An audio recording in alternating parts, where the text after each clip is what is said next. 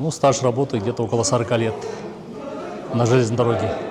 Ну, у нас, в принципе, семья династия железнодорожников. У меня все братья работали железнодорожниками.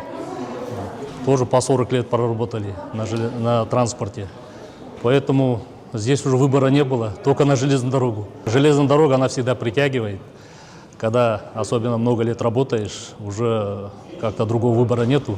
Поэтому мы как бы к своей профессии всегда относимся хорошо. Вот, работали, долгое время работали. И внизу работали, начинали с монтёров пути, бригадир, дорожный мастер, дальше. И вот сегодня уже на протяжении 20 лет я работаю здесь. Наша основная деятельность сварка длинномерных плетей из 100-метровых рельсов. Если вы знаете, вот у нас сейчас завод. Раньше мы до 2016 года получали рельсы с Российской Федерации, получали. На сегодня вот у нас запустили завод в Актюбе, АРБЗ, Актюбинский рельсовалочный завод.